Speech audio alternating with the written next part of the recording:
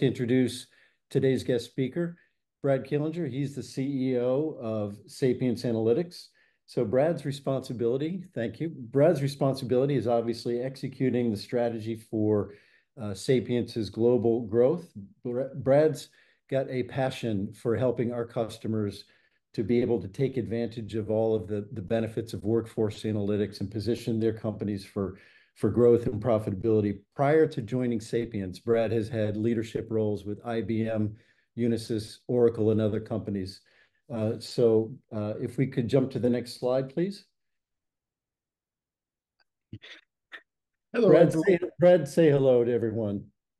Well, let me say hello. I know we get to speak in a minute, so thank you everybody very much for taking the time, probably during your lunch hour here, to have a sandwich and listen to what we say. So really looking forward to engaging and hopefully providing some provocative, insightful things into what we're seeing in the market today. So thank you. Absolutely, and thank you, Brad. So I'm going to cover a couple of things before we get into open discussion with Brad. These are trends that we are seeing across our client base and across the enterprises and the folks that we speak with on a daily basis that are impacting the enterprise, not just today, but what's the future enterprise going to look like for the coming generation, we believe.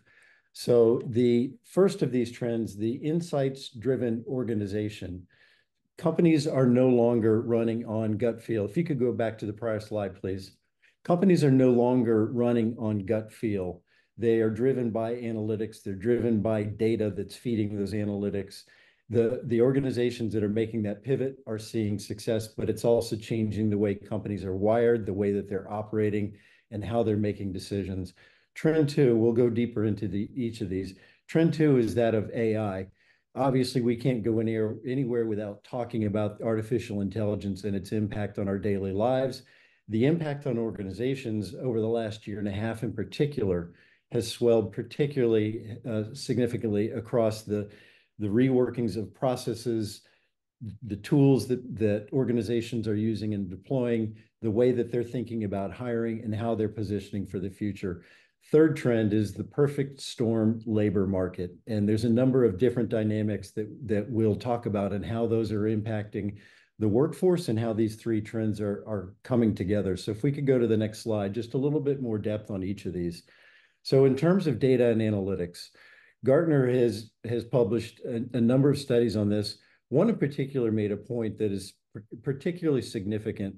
The role of data and analytics in the organization, and those companies that now have, and most do, have a chief data and analytics officer that's part of the C-suite of their organizations.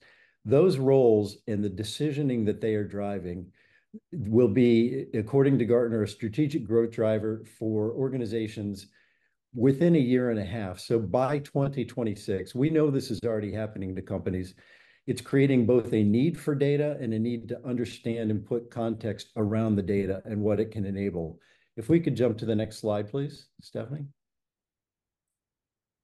AI is really affecting and changing organizations in two central ways. There's the AI that's being deployed by the business units, by the IT departments, that's leveraging that the hyperscalers are bringing to organizations as a way of activating a lot of that data. There's also another side to AI, and this particularly began to take off the beginning of 2023 when ChatGPT hit public market and began to captivate not just the individuals and all of us as consumers, but the C-suite and the boards of major corporations globally. How can I take advantage of AI? In some cases, organizations have opened the doors, they're embracing it, and it's become part of the tech stack that employees are taking advantage of. In others, organizations have gone another direction and said, we're going to be a little more cautious with tools such as ChatGPT, and we're gonna take baby steps. The reality is, and this is from a study Microsoft and LinkedIn conducted together, in just 6 short months, 75%, 3/4 of enterprise knowledge workers are already using AI at work, whether their organizations have authorized or made it part of the official tech stack. They're bringing it in just like we brought in smartphones and the bring your own device. It's now bring your own AI. Implications of this are significant across the organization, and we'll talk about that in just a second. Third trend, the labor market that we have been existing in for the last couple of decades in particular is changing rapidly and dramatically. At the top of the labor pyramid, if you look at it from a demographic point of view, there's a significant amount of retirement that is occurring and will be occurring with the quote baby boom generation over the next 5 to 10 years. So we're losing a tremendous amount of cultural experience of all of the individuals that have been in top leadership roles or have been part of the fabric of their organizations. At the same time, there's the labor market is filling with an entire generation now. Hard to believe, but we're practically 5 years into the COVID era and the changes that brought across the organizations. There's a whole generation of the workforce that's entering the labor market now that, one, they see work very differently. They're prioritizing experience over the paycheck, over the career objectives, and looking at labor differently. It's also a generation that when we say return to office, many of them entered the workforce when offices globally were shut down. In their view, there was no office to return to. Why would you now mandate that to me and tell me I have to go somewhere when I can prove to you I've been very productive and effective working from simply where I choose? So all of these dynamics, let's go ahead and jump forward, continue to collide and are creating this challenge for organizations. And like many of these challenges in the past, it's a tremendous opportunity to either prepare and take advantage of it and help your enterprise be ready to adapt and to be able to accelerate and be a very agile organization and innovate, or it's going to wreak havoc on a number of industries and a number of companies that haven't made the leap. And as we say at Sapience, they might be driving with a data blind spot as well. So with that, let's pivot to discussion. Brad, I'd like to start off with a couple of questions that have already come in. When we talk about these colliding trends, AI, the insights-driven enterprise, and the labor market, in your opinion, how does closing this data blind spot and create more workforce analytics help company leaders position their organizations for success? Okay, that is thank you, Matt. And that's let me try to break that down and make sure I understand the question right. So, I look at those as really three kind of distinct buckets, but they're all interesting buckets that we should talk about. So, the first I would go around is around, let's just take AI on, which is kind of a great unknown. I think we're all learning together. I would love to sit here and say that we have years of experience around what the implications are. But what I can tell you is AI is transforming jobs in front of our eyes. Tasks that used to take hours now take minutes.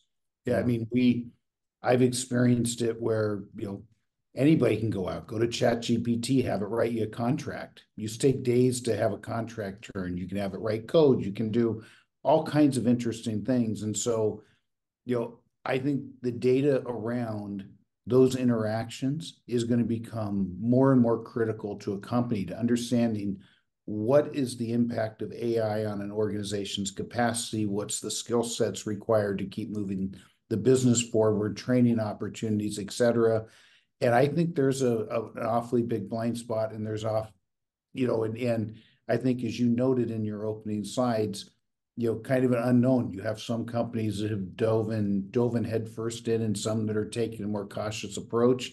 So I think that's a very interesting area. Insight-driven enterprises. I just believe, and I think at the core of, over the journey we've been on at Sapience for the last many, many years, has been all about this pivot of how do companies become true data-driven organizations. And certainly the area of that we've specialized in is, how do you help companies to understand what's happening inside of their labor and their labor investments? And this is a really, really big area. And I think one of the examples I would give right now is think about a company. So when you talk about this demographic shift that's happening, as you know, the demands of your younger side of your workforce versus the side that's within 5 years of retirement, the experiences, what they're seeking from work, et cetera. And I think nothing has been encapsulated better than this return to office argument that's happening. And the idea that, ultimately, maybe I was more comfortable because I'm used to going to an office for the last 30 years, and that seems like the only way forward. I actually have daughters who are in the workforce now who have had a completely different experience of what work looks like. They joined their companies during pandemic time. And, I can tell you as a CEO, you get up and you say, everybody back to the office 5 days a week, and we're going to call it collaboration. All the younger generation hears is you don't trust me. And that's a terrible message and a terrible culture to come out. Data, this is a perfect example of, a solution like Sapience can absolutely tell you, whether or not you're losing or what you're losing or what you're gaining from making whatever your return to office strategy is. And the fact that more companies aren't trying to leverage that data to make this based on fact and not come across as gut feel or non-trust is a big area. And you can roll that same logic through to so many different aspects in an enterprise. It's very interesting. And then I think, look, the labor market impact is something that just cannot be ignored. I find with great fascination, if it seems like almost on a weekly basis that I open up or go to CNBC or the Wall Street Journal, and there's some new labor trend out there, right? There's a TikTok group of 200,000 employees that are discussing quiet quitting or bare minimum Mondays or long-term vacation or Friday vacations or resignation, quiet quitting. Like, you go through the list, there's been so many of these that have come, but I think that what it's really doing is it's marking this kind of cultural change that's happening right now inside of the workforce. And I think companies that are going to adapt and actually listen and use data to help guide them to those decisions are going to be so much better positioned than companies that think they're just going to impose their will onto employees. And we have seen, even through our experience with customers, is without having that listening component and the fact-based component, companies are increasingly having a major disadvantage on recruiting and, more importantly, retaining their top talent into a business. Yeah. Yeah, that last point, Brad, it's a compelling challenge for organizations. I'll read you a headline from Fortune magazine. Some of the most talented, high-ranking workers at Apple, Microsoft, SpaceX jumped ship, left their companies immediately after the return to office mandate. So, you're making a fantastic point there. Another recent article from Forbes in 2024, companies not keeping pace with hybrid work adoption and how to manage it and be able to navigate these changing times. And from our conversations, we know that most employees, it doesn't seem to be we have this office, we know that there's a collaboration potential in the office. It's more the heavy-handed term, mandate, and you have to be here on these certain days. And what we know from conversations with our clients and others is the reality is companies have a really hard time knowing whether the mandate is working, part one. And part two, Yeah. What's the point of it? Can they measure the productivity differences between in-office or work remote or some hybrid model that's a balance between the two? And that gets back to the data blind spot. If you want to be insights driven, shouldn't you be able to know which is the better solution? Because you can be sure that those employees who say, okay, you made me come in, now prove to me I'm more productive here than I was elsewhere. Are we seeing how Sapience is helping organizations navigate that aspect of this? 100%. And so I just want to comment on one other thing, because I had a really interesting dinner last week, and as part of that, I actually met a senior executive whose company forced a 5-day week. They resigned and took less money in order to maintain a little more flexibility in their life. And I think that, we at Sapience don't have we respect any company's office policy they want. So we're not biased towards either direction. But what I would say is that, if you start losing top senior talent over these decisions, having data as a, kind of real backdrop in order to say, look, we have come to this policy is certainly an amazing way to be able to sell whatever that decision is. And I think just doing that without having underlying data about what you're really trying to achieve and hiding behind kind of collaboration is not something that there's a whole lot of receptiveness to in the marketplace. Yeah. That's one. And I would say, at our own experience, we have several of our large enterprises who are using us around making that analysis. And it has been very interesting. I mean, we've seen mixed bags, where you've seen actual, productive work time decrease on return to office. We've also seen, we've had some leaders who were convinced 5 days a week in the office was the only path. They were able to see the data and adjust it, which really stemmed a lot of the, some of the attrition and so I think there's a balancing act that's going to occur. And I think that data and, is really a big part of the answer that can fill this blind spot and, kind of quit having people just filling in, gossip or gut feel into the middle of it and actually putting the cold hard truth out there. Yeah. The pinch that the companies that we've talked to who've tried this heavy-handed mandate approach without the analytics to back it up, not only is it affecting the top of the pyramid, the more seniority based individuals, but I know from the analysts that we've talked with in this space, it's also turning off the Gen Zs and millennials. Oh yeah. They use that as part of their filtering criteria of which companies to apply for. So if you're approaching it from that point of view, you're losing experience at the top, and you've got potential the new organization leaders won't join with your company because of what's happening. So yeah. Talk about for a second, we've been talking about it from the internal associate perspective. What about companies that have a large investment in external labor, whether it's through managed service providers, the systems integrators, and others that provide, in some cases, thousands of the folks of a workforce for large corporations? Do we see some of the same trends in the ability of data blind spot, closing that down to help that side of the labor model also? Yeah, so 100%. And one of the interesting statistics, and I'll be curious to see if it comes true, but most analysts predict that by 2026, I think it is, that 30 to 35% of all enterprise companies are going to be made up of contingent workforce. Yeah. So, just that mere fact that you say, hey, this is strategically so important in order to accomplishing whatever the business goals are.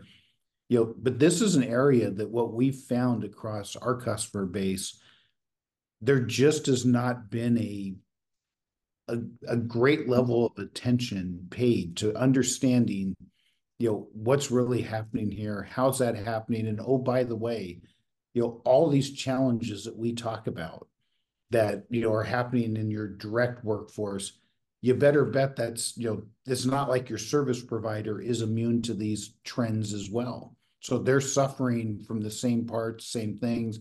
And so, I think more important than ever for companies to invest in getting the data to really understanding what's happening in a third of their workforce. And, what we've seen across the board has been, for example, if you look into time and material engagements, there is, what a customer is buying is time, or they're buying hours. And the inability for customers to really confirm that those hours were worked, or to confirm that they're getting what they acquired, has been pretty interesting for us. And I'll tell you, companies that have been able to embrace leveraging data, on one side of the coin, you have, much cleaner relationships in terms of thinking through how do we leverage time and material work. And on the other side of the coin is, there's really interesting benefits when that turns into fixed price work. And when you have that type of transparency and visibility, they are not the same relationships with your suppliers that maybe, where you started or 5 years ago, but moving forward, they're much healthier relationships. So now all of a sudden, there's not question marks when, hey, this is why the project's delayed. Here's why we need more labor. This is how we could accelerate this, so on and so forth. It is really powerful. And I tell you, our customers that are embracing this type of workforce data in order to, become more efficient are seeing, nothing short of breathtaking transformational results from doing that. And I think long-term, they're turning into very, very good win-win relationships, or much healthier relationships between the supplier and the customer as well. Yeah, I know we've talked about this, that it really gives both sides, right? If we're still looking at the where is work done side of the equation, it really does enable both parties to get what they want, right? It gives the organizations the visibility into productivity levels and know that the work is actually that they're paying for is happening. From the worker side, from the employee side, it's the way to validate, but what many people have been saying all along, right? Which is, if I have the freedom and flexibility to work not only where I choose, but be able to adapt the hours of the workday to something that's more personalized. I'm still putting in the 8 to 10, in some cases 12 hours a day, but maybe it's not hitting the traditional 9 to 5. But from a productivity point, I'm crushing it. So I love how you position that. It helps both sides. I want to dig in, Brad, to this a little deeper into what we mean by workforce analytics. There was a question that just came in to clarify, excuse me, to clarify that a little bit more. I'll preface it with this. So back to this recent Gartner study. And by the way, we'll make these articles available so that folks that are interested have access. We'll share the links. So Gartner's summary says data analytics leaders should use decision intelligence practices to do two things. One, build trust in the data, and two, monitor the decision-making processes and outcomes that they expect from it. So talk about the Sapience definition of workforce analytics, what we're able to help companies have visibility to, and how you think it can help them on those two sides of the equation, build trust and validate the decision making. Yeah, so I think, two parts is one, if you look at least like what Sapience is doing, we have our platform, not only is it, I like to think of it as a digital collection agent that, runs silently inside of the organization. It harvests the data, your own data. We're not making up data. We then can take that into our system. We cleanse it, turn that into very easy to follow, highly valuable, actionable insights. So whether that's with your contingent workforce or whether that's on direct workforce, it answers, at the highest level, simple things like, where may I have capacity available in my organization? Where may I have employees that are, working too hard? I know, we drink our own champagne at Sapience. The first report that I look at every Monday is weekend work, to try to understand, if you have the same people burning, the midnight oil over too many weekends, you're probably going to have long-term challenges in terms of retaining your top talent. Being able to look at the data and understand, where may we have people giving a lot of effort but not getting the right amount of throughput. So are there training opportunities? So on and so forth. There's so much richness and so many insights that can be derived from this data. And so look, step number one at Sapience, we know that, kind of like if you've ever had to give a presentation to a CFO, our data has to be right 100% of the time. So we take great pride in making sure that, the data is always correct. And I think what changes with us the most is our ability to take that data and continuously find interesting insights that customers then can use to improve their business, and even, all the way down. We in most of our engagements, we provide the information the same information to management is the same thing that the employee looks at. So those insights are not limited just to, big corporate decisions, but also at an individual level. I call it our Fitbit for work, and where an employee can really go in and understand where there are opportunities for improvement. They can see through their data that, their efforts to get better at certain things, spend more times on, more critical, core work related items, and how that flows through in their day, and how that ultimately is more success for them in their job and career, and so on and so forth. And so I just I go back to a futuristic looking. I look forward 5 years from now, and I think companies that aren't leveraging their own data in order to make much more informed decisions with regards to their human capital and workforce are going to be at such a massive disadvantage.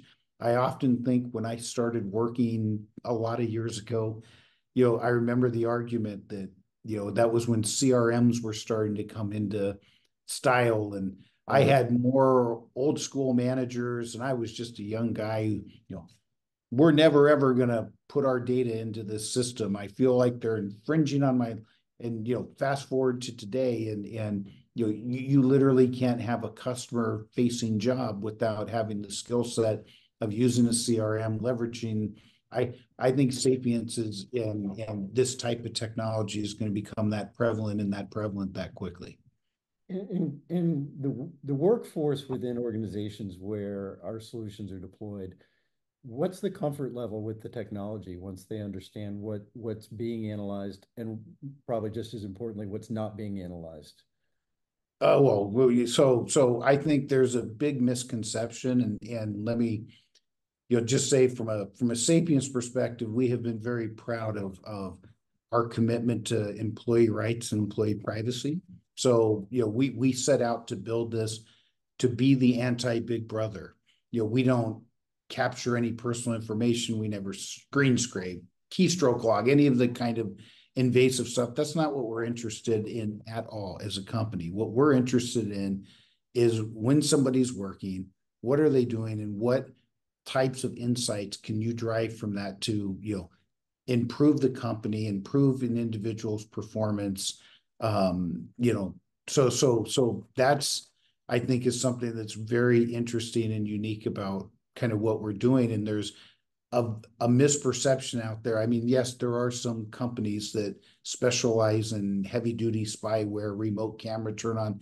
That's not at all what we're trying to do. And so I think one of the things that we found is, there's two parts. One, customers, at first they go, and I think some of that is just change and change management, but they end up loving using Sapience. And then there's also a kind of generational breakdown that, if you look at, the younger side of your workforce population, they love the constant feedback. They like seeing what they've done. They like having a completely transparent conversation with their manager about, hey, here's what I'm doing. What are the areas I can improve? What do I need to do to be most successful? And so there's something incredibly liberating about, having a common language that a company can talk in. And I think that the easiest common language is ultimately around data. That this is stuff that you can't argue it. It's not, this isn't gut feel. There's no bias at all. It's great stuff. It's fantastic. It wouldn't be a conversation in 2024 without Gen AI. So here's a question that just came in. It says, Matt, you mentioned Gen AI earlier on. What's the Sapience point of view on that? And I'll reread one of the statistics from this Microsoft study because it puts it in context. So over the last 6 months, Microsoft's analysis and research says Gen AI has doubled in usage over the last 6 months. We're now up to 75%. 3/4 of the global knowledge workforce are using some form of Gen AI, some form of Copilot, some form of ChatGPT, or these other tools that are out there. We know from experience there's two sides to this, right? The positive side, being that these tools are incredible. They are as transformative as probably anything that we've seen in the tech space in 30 years. If you can compress the work that took somebody, a knowledge worker, 8 hours, and now it's done in 2 hours or an hour or 15 minutes, you've just created a tremendous amount of capacity within the organization. So that's the positive side.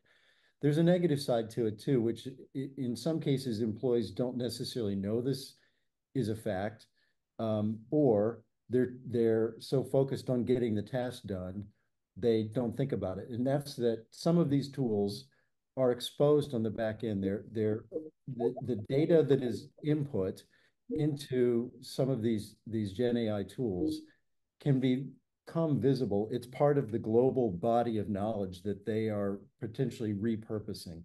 Right. So you think of some of the Gen AI products being used for code testing or code writing creation, the potential for an organization's IP or customer lists or customer information being exposed through one of the, there's two sides to this.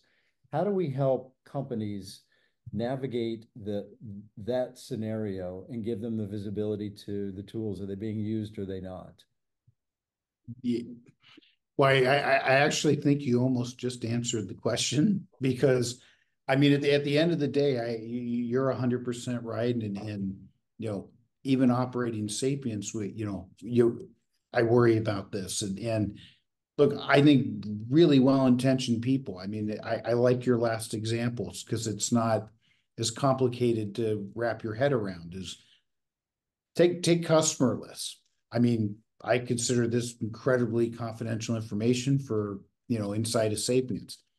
Well, and this has not happened, but you can see an easy scenario it could.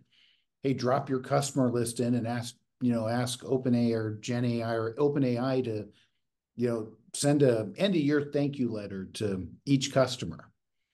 And seems, intention is Harmless good. enough. Seems pretty harmless, right? But I've got a significant problem because I don't know where now I've just, told an open, chat platform of who all of our customers are. Maybe I've given them each the address, given them a customer name, which I don't have rights to. Like, there's a lot to be thought through here that yes, this is going to make the world, potentially easier. It's going to make a lot of tasks that longer, but I think there's a lot that needs to be thought through. And so I look at Sapience and say, step number one, where we can help enormously, is even helping leaders understand when that technology is being used, so they even have a chance to have a conversation to say, hey, Matt, I see, you were out on OpenAI for 6 hours last week. What were we doing out there? And so I tend to be an optimist. I believe that 99% of employees all have the right intentions. So I don't think it's people not thinking they're doing the right thing, but there's certainly real questions that have to be asked. And you have to say, is this appropriate stuff we should be doing here? Is it not? And I don't think companies have, addressed very rapidly. They're starting to say, whoa, we might be exposing stuff that we shouldn't be exposing. And so I think Sapience has a role that we absolutely can help on that journey in the short term as we kind of all figure out what this means. Yeah, it's another great example, isn't it, of the how data and insights helps drive in this case not just decision making of companies, but also when they establish policies or procedures, protocols for what's a safe tool to use, what's not. It can help them know, are those policies, do employees understand them? Are they following them? And if not, how do you educate the workforce so they're aware? I want to remind everyone, we've got about just under 10 minutes remaining. There's a couple of questions that have come in I want to address. If anyone has any others, feel free to let us know. One was, Brad, can you talk to any level of detail about some actual client examples that Sapience has seen where the workforce analytics capabilities we provide have delivered some positive outcome for the organization? And they're one or two that come to mind. Oh, yeah, I've got a lot on that list, but if you took me off the top of my head right now, one is, obviously I'm not going to use I can't call the customer out by name, but I think in a really powerful way, we have a very large implementation with one of the country's largest financial institutions, and we have seen a world where we were able to help them stop almost a 30% attrition rate and bring that down into single digits.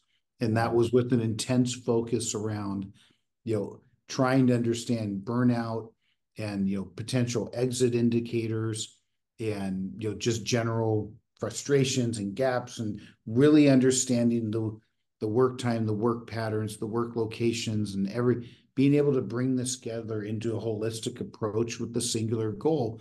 Because frankly, that degree of attrition is extremely expensive for a company. It's extremely disruptive. And so, that's one I would go to. I would say, we have a large investment bank who, one of the really cool stories, I think, around, rethinking a next generation work policy. And it really happened. It was in their foreign exchange reconciliation team. And, it originally came to light because they had like a 90+% attrition rate of women on the team. And this is a really unbelievable institution. They were, took it very seriously of saying, what's going on? Do we have a hostile work environment, et cetera, et cetera? And what they ultimately were able to find out was that, the way that the foreign exchange work happened, they were trying to hold on to a traditional, 8 to 5 or 9 to 5 type workday. Sure. Yeah. But that work was not happening until 3 o'clock till 9 o'clock on Monday. And by the way, or I'm sorry, starting on Tuesday through Saturday, because it lags a day. And so, after really being able to stare at the data, they said, geez, it's not a problem that we have some terrible work environment. We have a problem that, we're asking people to come and basically sacrifice their entire lives and, give up on everything else. And they said, what if we changed our work environment where, we recognize that, we really only need the full crew here in these hours, and we can adjust it so people can have a life outside of work. And they've completely reversed that trend. And so it's very cool about, a couple different examples, but ways that people are able to fill blind spots that otherwise they may not have visibility to without, looking at their own data in the way we can help them present that. You gotta, it's a part two, I think, of some Sapience example. A question came in, says you touched on the external labor topic and how workforce insights can help reconcile what's being billed versus what's actually being worked. Any case studies that you can mention that can touch on that, and then I'll give you the chance for your final comments after this response. Yeah, 100%. So I mean, we have examples across uh, many customers where they've been able to save millions, if not tens of millions of dollars very quickly. Wow. And the reason I would give is very simply is everything that an organization buys would, adheres to a three-way match principle. And to put it in very simplistic terms for all of us, look, if you bought a thousand Dell PCs, ultimately 900 show up at the loading dock. You're going to go out and check that, and you're not going to pay that invoice until you have confirmation that you have 1,000 machines. What our software can do in 100% automated fashion is actually make sure, so you think you're buying 1,000 hours, we can confirm that that receipt of goods that you've got 1,000 hours. And what we've seen in a lot of customers is there is a really big discrepancy between what that invoice is and what the actuals worked are. And so again, difficult conversations up front, but creates longer term healthy relationships between and creates more trust. So sometimes you got to do something hard in order to get to a place of trust. And so we've seen that, and we have seen breathtaking savings and frankly much better long-term relationships kind of reborn based upon the idea of having unbiased data as the matchmaker in between to really bring those parties together. Maybe we get to a point where the providers themselves are using the same approach to provide more accurate billing. So That's So, correct. so Brad, I'll give you that. We're close to time. I want to give you the chance to just share your points of view on where is all this going. You mentioned a 5-year view. What's it look like in 2 to 3 years, and how fast is it moving? Moving very, very quickly. I think you're seeing a convergence that's going to happen. So I think we're seeing a convergence right now. Data up until this point has been an underutilized asset inside of a company. When I say data, I'm talking actual workforce data. We're proving out right now that this data, it can fill many blind spots that exist in your business. This can be done with privacy front and center. And so, look, I believe that for companies to be able to adopt to the changing work environment, to the changing work location environment, to the changing dynamics. By the way, I mean, was reading this morning about companies now are moving into talking about having micro employees. So it's kind of a variation of time and material, but look, where we can just have a quarter of our workforce that's kind of on demand, that I just buy some hours. And I actually think there's a whole population of the workforce that is looking for that type of arrangement where they can have a laptop, live where they want, do as they like, and still be productive. I think all of this, the only way that this next generation is going to be possible is by companies getting very serious and investing in unbiased workforce data that can help them on that journey to not just go on that journey, to be successful on that journey with extreme confidence. That's what Sapience can do. That's where this industry is going. And that is why I believe that, in 5 years, everyone will be using this, and this is going to be a very, very big segment. You got a bunch of thumbs up from attendees, Brad. That's been fantastic. It's been a great discussion. We want to be aware of everyone's time, and so we'll wrap it here. We'll thank all of our attendees again for joining. We will make the recording available and the materials that we've covered. Anyone interested in any of the studies that were referenced, please drop me a note. You can reach us at the email address on the screen. We'll be glad to share that information. Brad, thank you very much. This conversation is to be continued for sure. I look forward to the chance to host you at one of our next Sapience webinars. With that, we will wrap it up. We appreciate everyone attending, and we will talk to you soon. Thank you, everyone. Thank you, Matt.